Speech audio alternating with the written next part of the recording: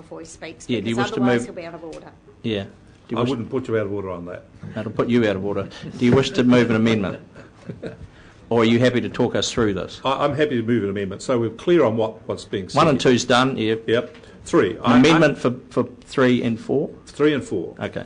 Yeah, I wish 3 to be deleted and for a new 4 to be amended so it becomes a new 3. So instead of 2 parts, we have 1 part. How clear is your writing? Shall we get it typed up? I can give it to you. Just to say, the Chief Executive would bring to the January Council meeting expressions of interest from competent firms to undertake the independent review of the HBRC proposal for the Ruataniwha water storage scheme. I've got it written here. I'll hand it to you. You can type it up for you. I'd like to speak to it so people have got it. Accompanied by proposed terms of engagement, and this be independent of the Crown and any other interested party. The terms of engagement are to be expressly for the interests of the HBRC and the ratepayers' interests it represents. So, seconder for that?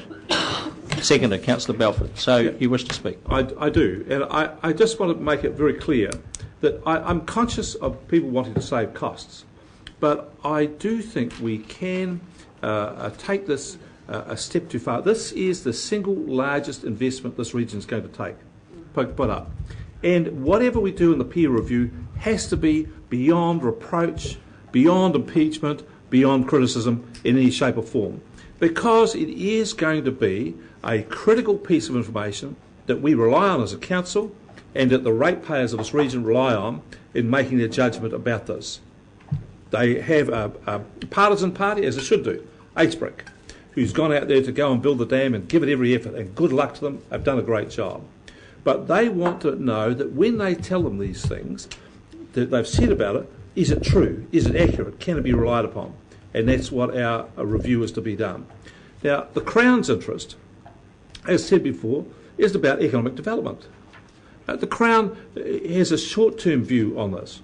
We have a long-term view. We're going to be here for 70 years. The second thing is, the Crown is not going to carry any liability here if it goes wrong.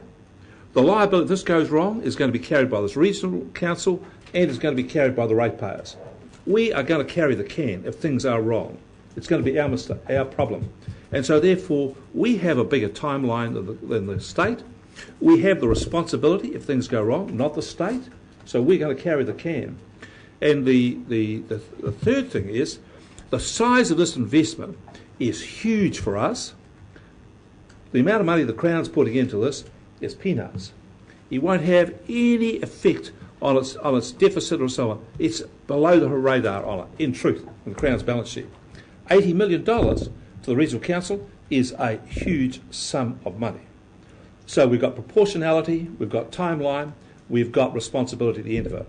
And I think that this makes it, our position, quite different from the Crown's, unmistakably so. And the thing that I'm particularly concerned at is that when this review is done, it is done so that it is bulletproof.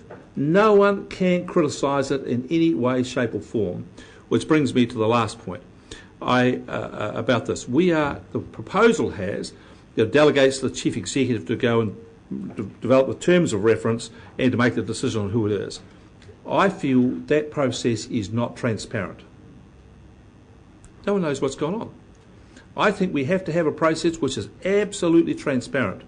And a transparent process is for the Chief Executive to bring it here to this council, for this council to make a decision on it.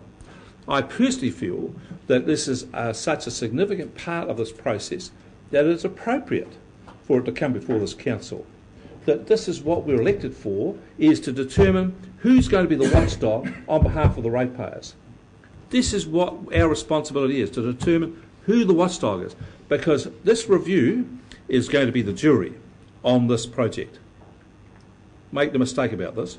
And who is going to pick the jury to judge this process?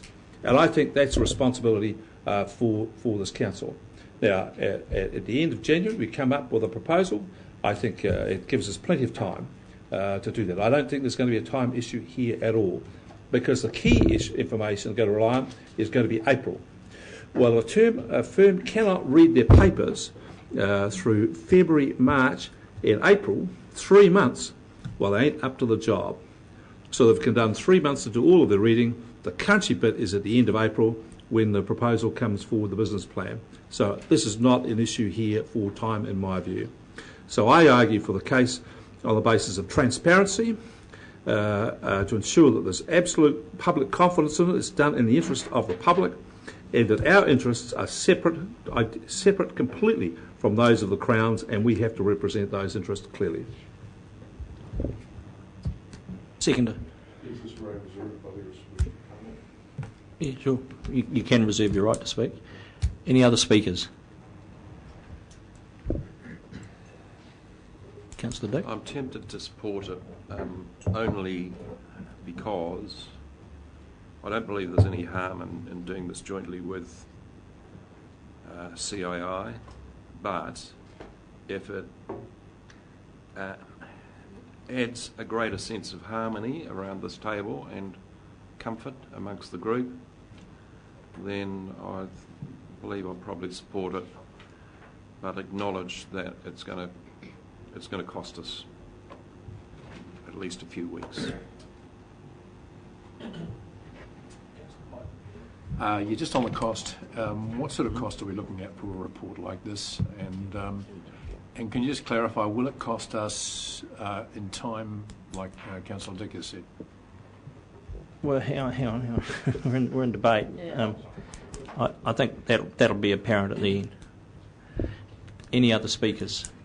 Sorry, do you wish to speak, I should say? Sorry, Councillor. Take questions, though. Well, we could do. Well, we're in... Look, have you got an estimate of cost? Mr. Chairman, I don't, but it would be in the hundreds of thousands. Okay. And time? Time for a consultant? No, the time. By having... Of that. Oh, the time implications. By having the addition of council making that final decision. Councillor Dick's quite right. I mean, if the chief executive was able to make the decision, the consultant would be able to start by the end of January or the beginning of February. If this stands, then there will be a delay of a couple of weeks. The only perhaps the way around that is for a compromise. The council could be given presentations on that day. Sure. By the shortlisted two or something like that, because it would have to be shortlisted. And make a decision on the day. I'm happy with that. Councillor Graham, you wish to speak? Yeah, I have just a comment. It's quite hard to follow a political dissertation such as Councillor Barker has embarked on there, and I was listening in awe.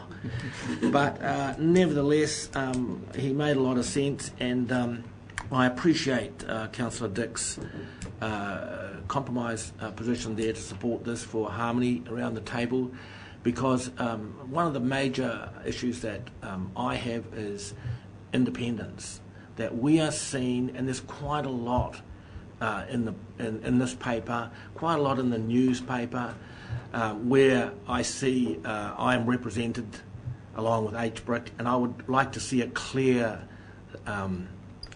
a line between the council and HBRC, and I agree with Councillor Barker. HBRC charged to do this job, and they're doing a great job, surging forward. That's their role, right, to go for this. Our role is then to make a decision on whether this is right for our region and our ratepayers, and it needs to be independent not only of the Crown but of HBRC itself. So I strongly support Councillor Barker's proposal to amend this. Thank you, Chair. I'm in the same camp as well. We're going to look at a paper later on today which dealing with the matter of perception around this. It's such a critical, important decision to make. We just can't afford to get this wrong. And my view is that the perception here is just as important as the reality. And this clearly says to the public we're getting completely independent advice, not influenced by anything or anybody else. I think that's where we need to be with this. And it is such an important decision to get the right person to do this that I just don't feel, with respect to our Chief Executive, that we should be delegating that responsibility to her. I think it's a responsibility that we need to undertake for ourselves. I'll take an opportunity to speak before I Councillor Belford to sum up. I will support this on the basis that my experience with RFPs, a shortlisted couple of companies will do a lot of due diligence and a lot of reading on the way through. So they'll actually come in halfway, or 10%, 15%, I don't know, there, depending on how much effort they put into this on the way through. Their costs will be quantified at that time based on what the estimation of the workload and their view of delivery, etc. is. And I think it does send a good signal to this community that we are, for the sake of 1 week, maybe 2 weeks, we are prepared to wait, confident in the knowledge that the reading will start. Also confident in the knowledge, and I'll add this, even though it doesn't really make any effect or difference to the resolution, we're not going to stop talking to the Crown, though. The Crown will still be in discussion with Council over, our progress, etc. Maybe there are some benefits that they may get out of our work, I don't know, but ultimately I think it is right and proper that we drive this, so we'll support it. Councillor Scott. Chairman, I'm not going to speak against the motion because quite clearly I've done my numbers too. However, I want to make it absolutely plain that I was not looking in any loss of independence, that due diligence is due diligence, and I expect any expert doing due diligence would do it no matter who was actually paying it. So it was only over the matter of the financial due diligence that I was saw some savings by doing it jointly. But I do comment on the fact that we already have had 2 quite independent companies doing due diligence on the feasibility, and there's certainly we are going to be repeating a lot of what has financial modelling that has actually already been done. However, that's a cost to the ratepayer. That's a cost to the ratepayer, and I hope the ratepayers gladly accept that cost.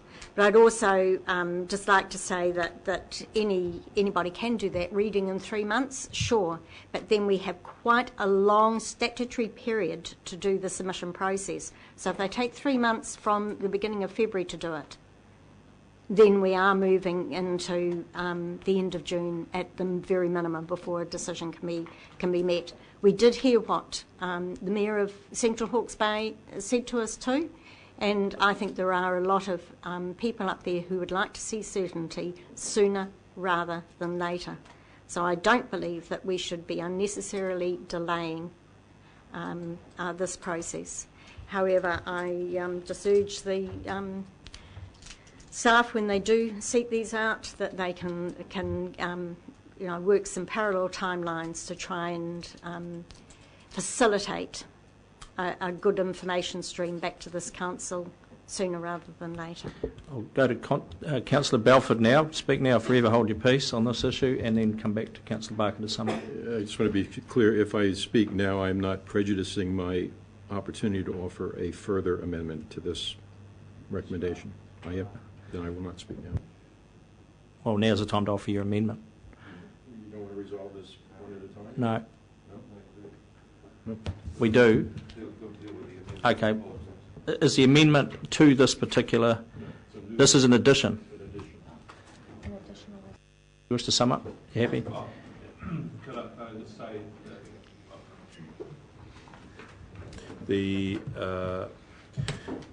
thank you for the contributions that we made through this, and I hope that no one has taken it that the amendment I've moved is a reflection on anybody or their attitudes. It's certainly not that. My concern is to protect the regional council and its decision-making process, and I want to ensure that it is beyond reproach, that no one can say that we have rushed anything or have compromised ourselves. I do accept that there will be some backtracking over some of the other work, but with experts, depends on what you ask the expert, what answer you get. Let's be clear about that. And I was very careful to make sure that the resolution was about the interests of the ratepayer and the regional council. Our interests are different from others, and so when we engage people, we'll engage them to look after our issues. Can I also say to those who are concerned about the time, an old saying my grandmother gave me, decide in haste, repent in leisure. I think we've got to be very careful at how we make decisions on occasions. We sometimes rush ourselves. But thank you. It's been a very good debate. I've enjoyed it. Thank you. I'll put that motion, and all those in favour, please say aye. Aye. Contrary, no. Carried. Now you have an addition, Councillor Belford. I would hope that